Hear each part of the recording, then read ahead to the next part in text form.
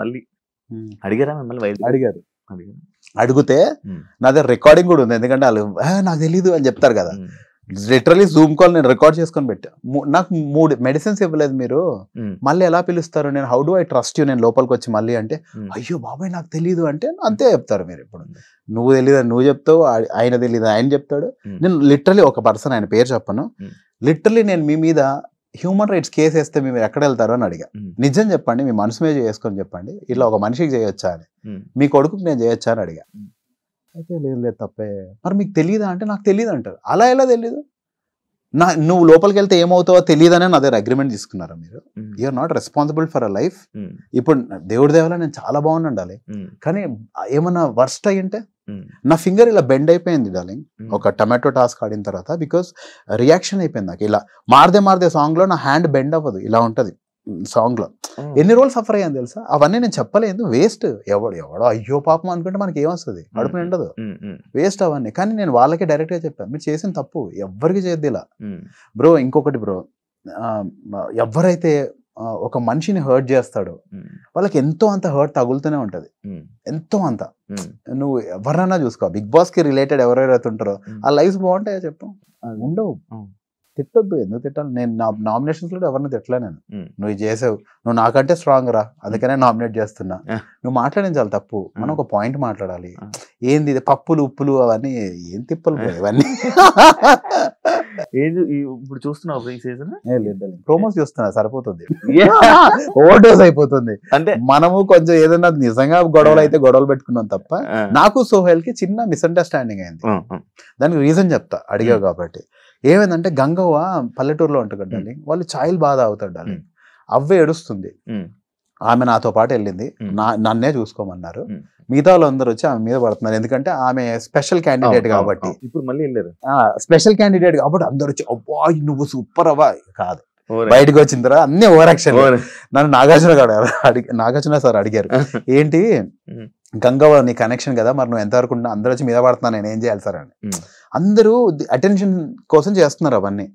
So ఏమైందంటే ఆమె ఏడుస్తుంది darling. Second day sugar Aryan and Sohel దగ్గర ఉంది. అని వయసు ఎంత అసలు ఎందుకు ఇట్లా చేస్తున్నాడు, పాపం సోహెల్ చాలా మంచోడు. ఆమె వచ్చే షుగర్ ఇస్తే ఆమె టీ తాగుతుంది కదా, ఆమెతో అలా చేయడం తప్పు కదా అని. అది ఇలాంటి చిల్లర గొడవలు అన్ని, అంటే ఎందుకు అలా చేస్తున్నారు అనే గొడవలు. ఒకసారి సాయితో ఒక గొడవ, పుషప్స్ చేస్తుంటాము, నువ్వు జెన్యున్ గా చెప్పురా, నువ్వు చేసేవా లేదా, నువ్వు జెన్యున్ గా చెప్పాను. నా ప్రాబ్లం ఇవే, నా బిగ్ బాస్ హౌస్ లో అంతా నువ్వు జెన్యున్ గా చెప్పురా బాబు, రేటింగ్ల కోసం కాదు, దేనికోసం కాదు, జెన్యున్ గా చెప్పు, నువ్వు నిజంగా గెలిచావా, నిజంగా ఆడావా అనేదే. దాని మీద బయట చేసి ఇంకా బయటకు వస్తుంది. హెల్త్ బాగోలేక and I'm very happy. Big Boss హిస్టరీలో ఐ వాక్డ్ అవుట్, ఎలిమినేటెడ్ కాదు, ఐ వాక్డ్ అవుట్. నార్మల్ గా ఇంకొకటి, మనం ఒక టాపిక్ మనం మాట్లాడాలి, మీరు టెంపుల్స్ కి వెళ్తారా? అంటే వెళ్తాను డార్లింగ్. ఎందుకు ఈగా షూటింగ్ ఎక్కడైందని, ఎక్కడైంది అంటే ఇది కావాలని కాంట్రవర్సీ చేస్తా నేను. మనము చాలా ముక్కలై ఉన్నాం శివ, అమ్మాయిలు అబ్బాయిలను ముక్కలయ్యాము, ఓకే, ఈగోలను ముక్కలయ్యాము, రిలీజన్స్ అని ముక్కలయ్యాము, కాస్ట్ అని ముక్కలయ్యాము. ఎందుకు మిమ్మల్ని అడుగుతున్న పాయింట్ ఏంటంటే, చెప్పు శివ, మీరు జై శ్రీరామ్ అని అంటారా? శివ ఇప్పుడు నువ్వు ఒక పేరు పెట్టుకున్నావు ఆయనకి, నేను జీసస్ అని పెట్టుకున్నా. అందులో ఎందుకు శివ అంటే నువ్వు చెప్పిన పేరే నేను చెప్పాలని ఎందుకు అనుకుంటావు నువ్వు? ఇప్పుడు నేను మా అమ్మకు ఒక పేరు పెట్టుకున్నా, మా అమ్మ మీ ఇంట్లో పుడితే మీరు వేరే పేరు పెట్టుకునే వాళ్ళు, ఎందుకు అట్లా ఇదే అనాలి మీరు, ఇది అంటేనే మీరు మనుషులని ఎందుకు అట్లా చేస్తారు? Why do you? ఇప్పుడు నేను వచ్చి జై జీసస్ అని మనం అడుగుతున్నాను, అది మూర్ఖత్వం శివ. యాక్చువల్లీ అదే నేను మూర్ఖత్వం. అది ఈ మధ్య లైక్ ఎక్కడ చూసినా ఇలా ఎక్కువ ఇలాంటి ఇష్యూస్ ఇది అవుతున్నాయి. శివ ఇప్పుడు నువ్వు అడగకపోతే ఇష్యూ వచ్చేది కాదు శివ, వచ్చేదే కాదు. ఎందుకంటే చాలు ఇప్పుడు రెస్పాండ్ అవ్వలేదని అనిపించలేదు అంటే చూస్తుంటే సోషల్ మీడియాలో చూసి. శివ నిజం చెప్పనా, దేవుణ్ణి కమర్షియల్ గా చేసే వాళ్ళు నిజంగా దేవుణ్ణి ప్రేమించేవాళ్ళు కాదు. దేవుడు బాగుండాలి. నిజం చెప్పు, ఎంతమంది వెళ్ళి గుడికి నువ్వు నీకేం కావాలని అడుగుతారు? నాకు ఇది కావాలి, నాకు ఇది ఇయ్యి, నాకు ఈ సీట్ ఇయ్యి, నాకు ఇది ఇయ్యి, నాకు ఈ పిల్లాన్ని. దేవుడు అడగరు కదా మన. నీకు తెలుసా శివ? మన అడగలేరు కదా. నీకు తెలుసా శివ? నువ్వు ఎప్పుడన్నా నువ్వు లైఫ్ నిజంగా నీ మనసు మీద చేసుకుని నువ్వు నిజంగా చెప్పు, ఎప్పుడన్నా అడిగావా దేవుని నీకేం చేయాలని? అప్పుడెప్పుడు ఒక సినిమాలోనే ఒకటి ఉంటది, దేవుడా అది కావాలి బిజినెస్ మ్యాన్ లో ఆ. మహేష్ బాబు ఆ, అంటారు, నీకు దేవుడా ఎప్పుడు అడుగుతారు కానీ మీరు ఎప్పుడైనా దేవుడిని అడిగారా అన్నప్పుడు నేను ఒకసారి అడిగాను, దేవుడా మీకు ఏమైనా కావాలా, ఆ, ఏం చెప్పారు? అడగలేదు. నిన్నేం అడగలేదా శివ? ఇప్పుడు ఇక్కడ రేడియో నడుస్తుంది. ఎందుకు కోపాన్ని కంట్రోల్ చేసుకుంటున్నా? చీచేలే, అస్సలు కాదు. అంటే నాకు బాధ, ఇంకెన్ని ముక్కలు అవుతాం మనము అని బాధ. ఇప్పుడు అంటే ఫ్యామిలీలను కూడా ఇరగొడతారు, అవునా కదా? ఫ్యామిలీస్ పెద్ద ఇప్పుడు చూస్తే ఫ్యామిలీలను కూడా ఇరగొట్టేస్తారు.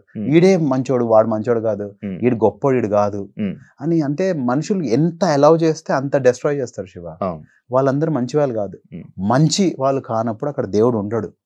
గుర్తుపెట్టుకో, దేవుడు మంచోడు, మంచి చేసేవాడే దేవుడు. చెడు చేస్తున్నాడు అంటే దేవుడు ఉండనట్టే అక్కడ. నువ్వు అడిగిన ఇంటెన్షన్ లో నిజం చెప్పు, మంచి ఉందా?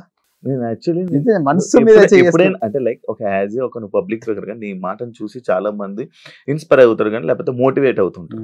అలానే ఈ మధ్య జరుగుతున్న సోషల్ మీడియాలో ఇలాంటి టాపిక్స్ ఎక్కువ అవుతున్నాయి. అంటే జై శ్రీరామ్ మీరు అంటారా, జై శ్రీరామ్ మీరు అంటారా, అంటే అనకపోవడం, లేకపోతే వీళ్ళు ఎలా అడగడం, ఇలాంటి సిచ్యువేషన్స్ మీద ఎప్పుడైనా నువ్వు స్టాండ్ తీసుకోవడం కానీ అలాంటివి ఏమైనా? నిజంగా చెప్పాలా, దేవుడు అంటే ఇంట్రెస్ట్ ఉన్న వాళ్ళు దేవుని దగ్గర ఉంటారు తప్ప సోషల్ మీడియాలో ఉండరు, అవునా కదా?